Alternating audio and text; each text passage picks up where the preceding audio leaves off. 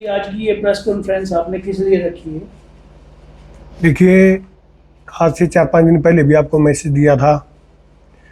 उसके बाद एक बहुत बड़ी दुर्घटना देश में घटी। एयर इंडिया का विमान क्रैश हुआ, तो उसके बाद उस बात को पोस्टपोन कर दिया गया था। एक हमारे विधायक जी हैं बड़ौदा से, बहुत बड़ा मुद्दा, बहुत बड़ी बात उनके खिलाफ चली हुई है, और विधायक जी उस बात पर जवाब न दे करके हिमानी नरवाल जो कांग्रेस की नेत्री थी, उनकी माताजी ने कुछ सवाल किए हैं जो बहुत ही गंभीर है, और समाज में भी, राजनीति में भी ये चर्चा का विषय बने हुए हैं। लेकिन विधायक जी उन सवालों का जवाब देने की बजाय मीडिया को धमका रहे हैं। आज तक के पत्रकार उनका इंटरव्यू लेने गए, उनको धमका करके कह रहे हैं कि आपको पता है मैं किस किस के टच में हूँ। वो टच पूछ रहे हैं, टच बता रहे हैं। तो टच पूछने की बजाय विधायक जी से हम सवाल कर रहे हैं, जो एक दुखदारी माँ है, जो दुखियाई माँ है, उस माँ के सवालों का जवाब दीजिए। माया, काया और छाया के चक्कर में फेर में उलझ करके विधायक जी सवालों को न टालें, उन माँ के सवालों का जवाब दें। आप माँ कह रही है हमारे टेंडर के पैसे, माया का खेल जो आप खेल रहे हो। जो सांस्कृतिक कार्यक्रमों का टेंडर भारत जोड़ो यात्रा का माननीय राहुल गांधी जी का दिलवाया था, उनके जो टेंडर के पैसे हैं, वो टेंडर के पैसे आप उस परिवार के क्यों नहीं दिलवा रहे? अगर पार्टी ने पैसा दिया है, पार्टी से कोई लिखित में टेंडर है, तो आप क्यों नहीं बता रहे कितने रुपए का टेंडर था, कितने रुपए मैंने हिमानी को दिए? उस हिमानी के टेंडर के बारे में जनता को जानकारी दें। टेंडर के कितने रुपए में टेंडर हुआ था उसकी जानकारी दें। अगर विधायक जी नहीं दे रहे, तो माननीय राहुल गांधी जी से जिनकी नेतृत्व में यात्रा थी, वो इसके बारे में बताएं कि जो हरियाणा के कार्यक्रमों का टेंडर हिमानी को दिया गया था, कितने लाख में था, कितने रुपए उसको दिए। दूसरी चीज़, हिमानी की माँ खुल करके एक सवाल का जवाब मांग रही है कि दो विधायक जी के कार्यालय के 2 आदमी थे जो शराब पी करके हिमानी के घर पे गए, वहाँ बदतमीजी की, छेड़छाड़ की, हंगामा किया। हिमानी ने पुलिस में उस चीज़ की शिकायत दी। विधायक जी उन आदमियों को बचा रहे हैं, क्यों नहीं बता रहे वो आदमी कौन थे? क्यों नहीं साथ में मिलकर के कार्रवाई कर रहे? एक तरफ तो हिमानी को अपने परिवार की बेटी बता रहे हैं, अपनी बेटी बता रहे हैं विधायक जी, लेकिन दूसरी तरफ उन लोगों को बचा रहे हैं। वो कौन लोग हैं? विधायक जी जवाब दें कि वो कौन लोग थे। आपके कार्यालय के लोग थे, पुलिस में कंप्लेंट हुई, आपने कंप्लेंट दबवाई, तो उस चीज़ का जवाब दें विधायक जी।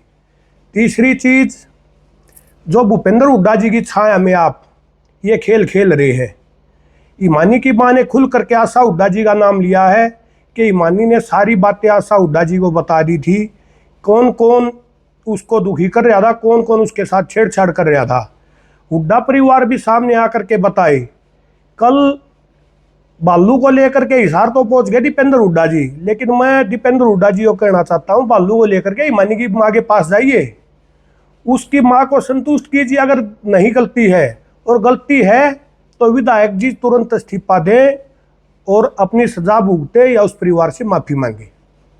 प्रशासन से आप क्या डिमांड करते हैं इसके? प्रशासन से और सरकार से ये डिमांड है, जो दुखियारी माँ है उसकी मांग है, या तो सीबीआई जांच कराई जाए, या दोबारा किसी अच्छे अधिकारी के नेतृत्व में जो विधायक है उसकी भी, जो विधायक के आदमी, जो उसकी माँ ने खुल करके नाम लिया 1-2 आदमी का, तो कि बड़ौदा हल्के के वो आदमी है, विधायक जी के आदमी है, उन लोगों से पूछताछ करे, उनकी जांच करके और जो उचित कार्रवाई है वो करे। सरकार से भी यही मांग है। कांग्रेस पार्टी में हिमानी का वर्चस्व बढ़ते हुए देखते हुए क्या कुछ ऐसा होगा? जी, हो सकता है, क्योंकि हिमानी की माँ ने बताया उसने टिकट के लिए अप्लाई किया था, और हिमानी की माँ, हमारे गोत्र का भी ये मामला है। लेकिन विधायक जी जहाँ देखते हैं कि कोई गोत्र का आदमी या समाज का आदमी या क्षेत्र का आदमी आगे बढ़ रहा है, उसके पर काटने की कोशिश करते हैं। ये विधायक जी की नीति पहले से है। ये हमारे साथ भी विधायक जी ने करने की कोशिश की, ये हिमानी के साथ भी करने की कोशिश की। परिवार की बेटी बताते हैं, लेकिन उनके साथ ऐसी ऐसी हरकतें हो रही थी। उसकी माँ ने खुल करके बोला है, विधायक की गंदी नज़र थी उनकी बेटी पर। एक तरफ बेटी बोलते हैं, दूसरी तरफ गंदी नज़र खुद उनकी माँ बता रही है। तीसरी बात, विधायक जी को ज्ञान नहीं है। देखो, ज्ञान पढ़ने से ज्ञान नहीं आता। हमारे बड़े बुजुर्ग थे, वो क्या पढ़े लिखे थे, लेकिन उनको ज्ञान था, ज्ञानता उनमें नहीं थी। विधायक जी में तो इतनी अज्ञानता, उनको संविधान की कॉपी को उठाकर वो घूम रहे थे पीछे, बार बार कहते कि सरकार संविधान का हनन कर रही है, लेकिन वो खुद संविधान विरोधी बात करते हैं। तो 3-4 दिन पहले आपने बोला होगा, किसी पत्रकार ने पूछा होगा कि विधायक जी नेता प्रतिपक्ष को बना रहे हैं। विधायक जी बता रहे हैं कि क्या जरूरत है नेता प्रतिपक्ष की। उनको ये नहीं पता संविधान में नेता प्रतिपक्ष का पद जो है वो कैबिनेट दर्जा प्राप्त मंत्री के बराबर होता है। अगर नेता प्रतिपक्ष की जरूरत नहीं है तो लोकसभा से क्यों नहीं राहुल गांधी जी का इस्तीफा करवा रहे थे, क्यों उनको लोकसभा में नेता प्रतिपक्ष बनाया है। तो विधायक जी संवैधानिक बातें करते हैं, सवालों के जवाबों से भाग रहे हैं। विधायक जी से एक ही प्रश्न है, मीडिया को धमका करके जो सवालों से बचने की कोशिश कर रहे हैं, आप सामने आकर के जवाब दीजिए। विधायक जी का नाम क्या है जी पूरा? इंदुराज नरवाल, बालू, जिनको दीपेंद्र जी कहते हैं मेरा बड़ौदा का बालू है। सर्कस नहीं चलाना यहाँ। बड़ौदा के विधायक हैं। हाँ, आप अगर सरकार का ही गलत करे या नहीं करे, आप सरकार के खिलाफ गलत आवाज मत उठाइए, लेकिन जायज चीजों पे आप अपनी पार्टी की, आपकी पार्टी के खिलाफ आवाज उठ रही है। खुद हुड्डा परिवार के ऊपर उसकी माँ आवाज उठा रही है। उन सवालों के जवाब से दीपेंद्र भी बच के भाग रहे हैं, उनकी माताजी भी, और बालू भी बच के भाग रहा है। सामने आकर के उन लोगों को जवाब देना चाहिए, उसकी माँ के सवालों का जवाब दें कि वो सच्चाई है क्या है। आरोप तो शुरू से ही लगा रहे हैं। देखिए, उनकी जब सुनवाई नहीं हुई, अब बाद में उन्होंने आरोप लगाए, उन बातों में सच्चाई हो दिख रही है। क्योंकि जो माया का खेल है, रुपए का जो खेल है, वो विधायक जी आज से नहीं खेलते आ रहे।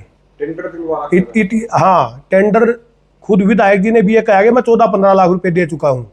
अगर राष्ट्रीय पार्टी का कार्यक्रम था, लिखित में भी कोई समझौता हुआ होगा टेंडर का, लिखित में कोई बातें हुई होंगी।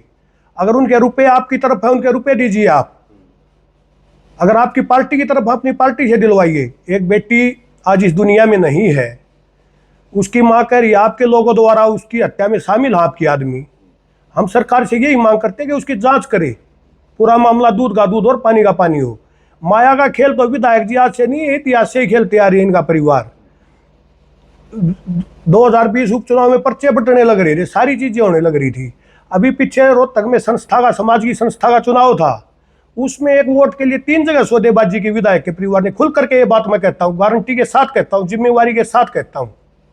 विधायक के परिवार ने 3 जगह एक वोट के लिए सौदेबाजी की, और विधायक की सौदेबाजी में वैसे भी अव्वल है कभी से ही। तो यही मामला है। दूसरी चीज, विधायक जी बार बार मुख्यमंत्री के खिलाफ बोलते हैं। महम रोड बाबत उन्होंने कहा सरकार ने, मुख्यमंत्री ने स्टे करा दिया।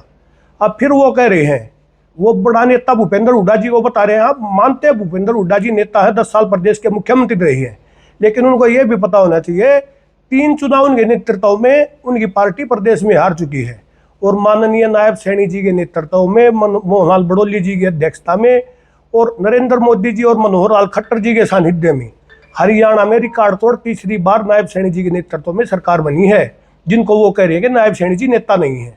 आज 36 बिरादरी के देवीलाल के बाद अगर कोई पॉपुलर आदमी हुआ है हरियाणा की राजनीति में, देवीलाल की तरह मिलनसार आदमी हुआ है, हर आदमी से, छोटे से लेकर के बड़े तक हर आदमी की सुनते हैं, तो केवल नायब सैनी जी हैं।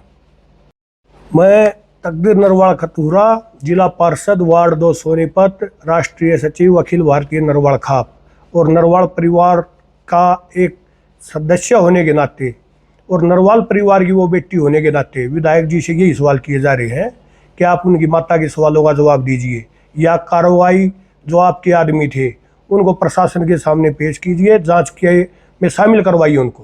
तो आज प्रेस कॉन्फ्रेंस इसीलिए रखी गई? जी, इसीलिए रखी गई थी क्योंकि उस माँ की आवाज़ कोई नहीं उठा रहा। कांग्रेस की नेता होते हुए उनकी माँ की आवाज़ को दबाया जा रहा है कांग्रेस पार्टी की तरफ से। विधायक जी पत्रकारों को धमकियाँ दे रहे हैं। विधायक जी के पास कोई पत्रकार इंटरव्यू लेने गया तो उसको ये बता रहे हैं कि पता मैं किस किस के टच में हूँ। तो विधायक जी टच न बता करके आप ये बताइए, ईमानी को किस लिए टच करने की कोशिश कर रहे थे आप? ये सवाल हम आपसे पूछ रहे हैं।